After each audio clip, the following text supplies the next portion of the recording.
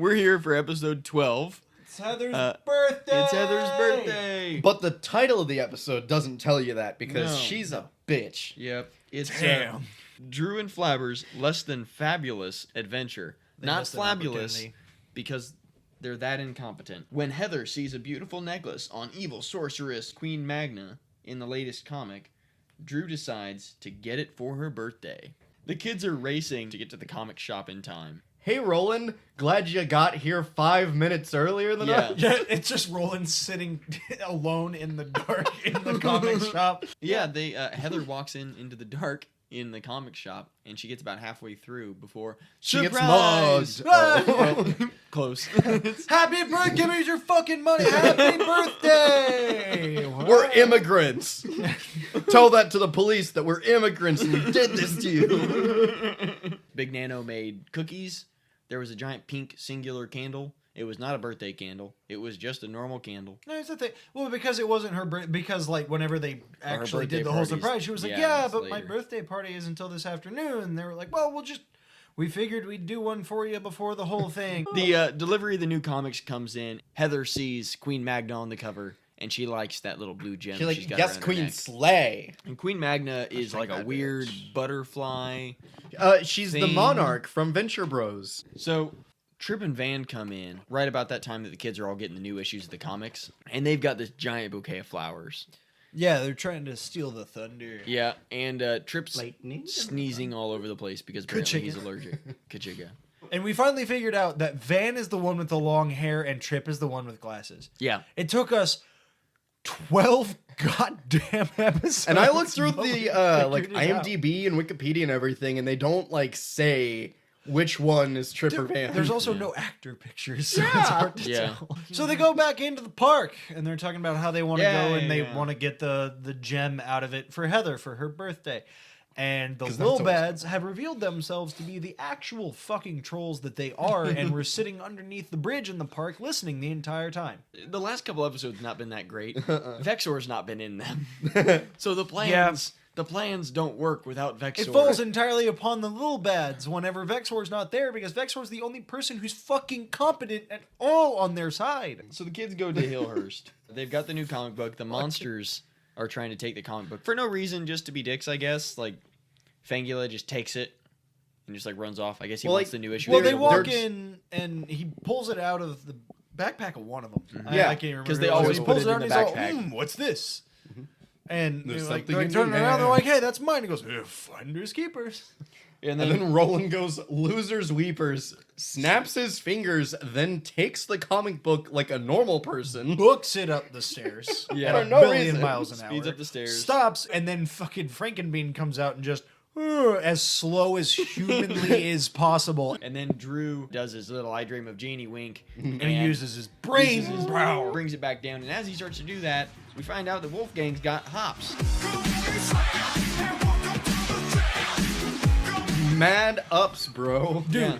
literally, step aside Michael Jordan. This motherfucker got a 13.5-foot vertical. He springs himself I'm into the talking air. dunking. I'm talking layups. I'm talking passing. I'm talking dribbling. I'm talking traveling. Yeah, he jumps up, grabs the comic, and runs. He's standing next to Mums and Fangula. Joe cracks her knuckles, grabs the carpet, pulls it out, and they fall down, and they pick up the comic. Cue the laugh track.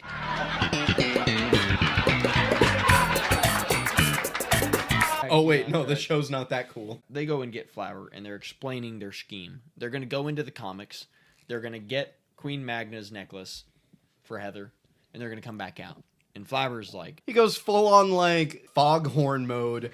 His mouth opens up and his face just like stretches. It doesn't like get bigger. It just like kind of stretches out. His eyes turn glowy red. His mouth becomes a void that I fear I will never see again until and it's death. ungodly. It's really, really, really terrifying. After he does that, he goes, he's like, we can't do this. We could break it. It could be a flabtastrophe, and we could With break the space-time continuum. Yeah, his face cracks in half and splits. And he spooktober's the shit out of everybody. We got our Spooky, Halloween. scary, We scary. do. Does all this all this freak out, as he always does every episode, but still gives in. He's like, you know what? Yeah, we'll do it. Well, but the two of you... He's a Joe- pushover. No, I think he just really doesn't care about anything. No. Like, No, as long as it I doesn't think directly affect genuinely, him. I think he yeah. was- I think he he has was- like a, fuck it. What else am I going to do with my Yeah. day? I live in a fucking He's got an abandoned house. eternal call to the void because he can't die again. 4 roommates I don't give a shit about. I think he was hesitant because he was worried about his own safety going Right, into the comic. exactly. And then he's like,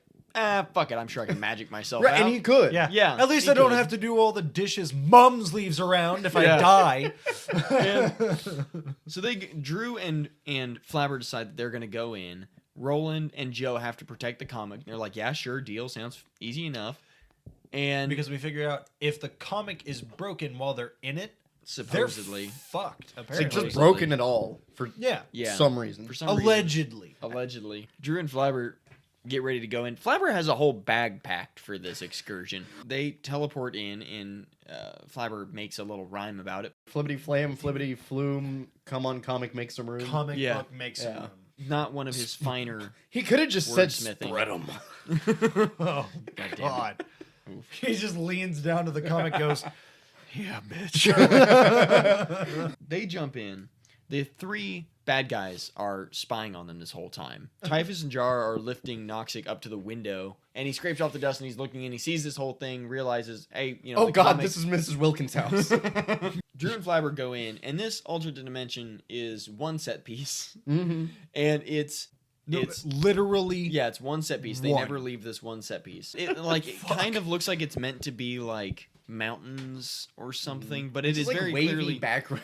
yeah, and it's like meant to look illustrative, I think. And Flabber comes out and he's like, I love what you're doing to the place. I love the whole flat thing. Yeah. And it's like, okay, so they're meant to be 2-dimensional right now.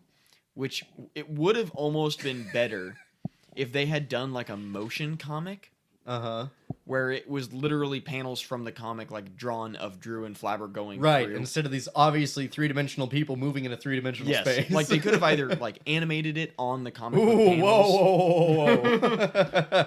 How much money is that? They could have put a filter over them to look like 2D characters. Like, Actually, it probably would have been cheaper. Now, it probably would have taken You more could've- time to just like stop motion make it with it them like like their morphing sequence where they have Yeah. the panels and just have them walk from panel to panel or But- something. That would have been cool. Before they can really even do anything, Queen Magna orders the scabs to... There's like 4 or 5 scabs around her, fanning her. That's what they're... She's a big, weird butterfly thing that is sitting on this rock. She never moves the whole episode. No, it's almost as if she's like a queen. Like she's got some fat ass we can't see weighing her Right. down. All right, well for I don't know how much of a Saban creation she is or how much it's taken from something else.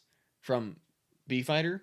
It could be a suit from Bee-Fighter that they put a person in. The scabs grab Flabber and Drew and hold them down, which were like, I don't know, like Drew's fought scabs off like nothing before. Right. Flabber's fucking god. The only thing that ever poses any real like challenge in air quotes is any like the monster of the week bad guys. or like the little Yeah. bad sometimes, and presumably Vexor and the Jets. Magna decides to sing because no one is immune to her. it's like a siren song. Yeah. So Everyone's just Yep. Flabber takes his chalk zone chalk and draws himself in the air a set of earmuffs, and then they poof into real big red earmuffs so they don't hear the song, and they start to leave. But then Drew turns around. He goes, "No, we have to get the necklace. We have to get the necklace." Yeah. Flabber's like, "No, We fuck that." have to. No, Flabber. like, Have "This you is my-" ever gone through puberty? I am just starting this shit, and I'm telling you what, that necklace is getting me. Are you gonna be the one standing in the way of for me? Are you, you flabby fuck? Flabber's like, "Nope, you're right." Ah, you put it that way. Let's go Flabber back. goes, no, because you're all fucking 13. And Flabber had, like, I guess used a spell to make it snow, which distracted the scabs. Queen Magna can't do anything physically for herself. Damn. So Drew runs over and he just takes the necklace off of Queen Magna. And she stops singing and turns to the scabs and yells towards them to go get them and kind of snap out of it. Flabber cuts a hole in the wall. Oh and my. apparently that's the, like, interdimensional rift. He shoves his torso through while the scabs are trying to get the gem back. Meanwhile, the monsters Are in and the the- 3 little bads are trying to tug a war over this comic back in Hillhurst. They're playing tug of war to try and get the comic back, and Flabber pops out like a Jack-in-the-Box. Like And he's it's got "Oh, waist no!" up, stretched out, skinny boy. And then in the next couple shots, Flabber's not sticking his ass halfway through.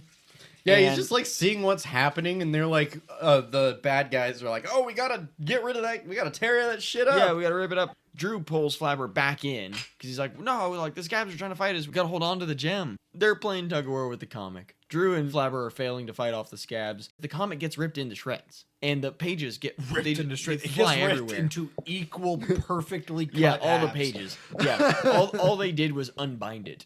Yeah. But apparently that wasn't actually a concern because Flabber just magics himself back together.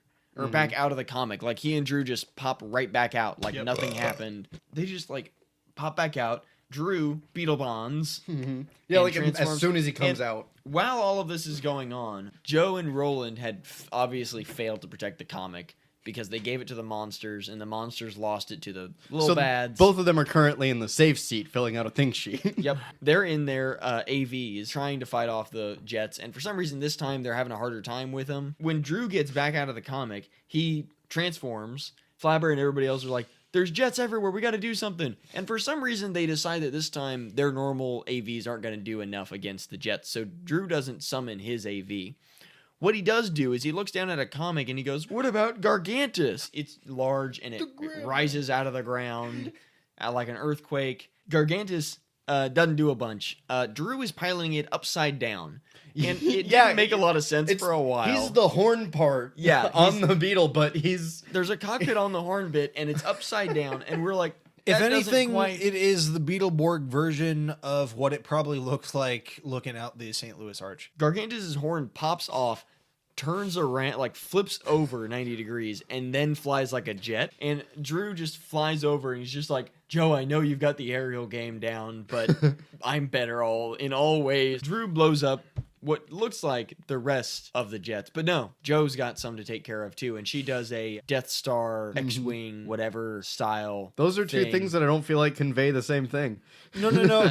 I get what he's talking about. He's talking about the X-Wing going down it's the, the trench run. of the Yeah, desert. the trench run. Yeah. Right. Sorry, I forgot that's what it was, and I was trying to like base it off I of was that. And I'm like, yeah, they do like the trench run, and she, like the wings on the ladybug thing fly up, and the jets are flying behind her, and she suddenly lurches up, and they crash into the walls of the canyon. After that, that's the end of our Japanese footage-filled giant robot. domo arigato, duel. Mr. Robotos. Yeah, it was all done. Konnichiwa. They win. There's no big bad. I don't really count Queen Magna as a monster of the week. Like, she wasn't even like the catalyst or the plot device. Like, she was just the thing She's that like a MacGuffin. She's a holder. She for wasn't the even the MacGuffin. MacGuffin. Yeah, she's she the was- holder for the MacGuffin. she was like if the stone and Sword She's- in the Stone could talk. She's the old knight that holds the Holy Grail. Who chose poorly? We jump back to Zoom Comics, and the three kids are walking in. And they're like, Heather's they're birthday, bummed. Yeah, right? it's Heather's birthday party, and it's the actual birthday party, so everybody's inside. Right, but they don't have the necklace. No, they didn't get the necklace, so they're a little bummed. And they walk in, and we see the Well, weird Drew's bummed. physics I don't. thing. None of the other kids really had a stake in that, did they? No, they're bummed for Drew, I guess. And Roland walks over and grabs a blue glass bottle that I guess had champagne. I don't know. We can only assume. Yeah. So he grabs it, uses his super speed to rotate. How would you even describe it? He Like just roller frictions. He pins. rolls it between his hands like he's Yeah. starting a fire, and Yeah. it doesn't like melt into molten glass because No. it doesn't get like red hot, but apparently it gets hot enough to like twist it down. And then Joe grabs it and crushes it down. Now, this is a glass bottle that I guess is still just superheated. I don't really know. Yeah. And she crushes it down into the shape of the gem. Yeah, perfectly. I mean, Faceted it's and like everything. Even with its own little like facet for where the Right. the Well, string is supposed as to I go. was Yeah. explaining to Cameron, like, have you guys never done a smush? If you do a smush, these things just work out. Oh, you okay. know? Drew's like, I need a string. I need a string for the necklace. He brain powers Trip? No, Van. Van Yeah. Van Trip. He takes He trips Van. takes Trip Van's Van Winkle. laces. Fucking hate everything. And he takes Van's shoelaces, gives Heather the necklace, like, hey, like, we made this. Here you go. And she's like, oh, it's beautiful. Like, I It's love just it. like Queen Magma. Yeah. And he's like, you dumb bitch. You didn't even read the fucking issue. And then he grills her for about 30 minutes on how she's not a real fan of Beetleborg. Yeah, now Van is missing a shoelace. We got the best gift of all, the pastry of pastries. Fucking liar. It's not a pastry. It's a birthday cake. Van goes to go help, I guess, or he walks towards the cake. Well, he walked towards it to, like, unlodge it or whatever. Walks and towards then- the cake and trips Like a fucking idiot. into the cake, and everybody laughs, Including Trip. including Trip. Trip does not give a shit about his homie. No. He is not a true homie. They all laugh, and they call it a day. And that's And that's literally it. It freeze frames Freeze while frames they're all laughing. while they're laughing at Cake and Face. goes straight to the credits. Yep.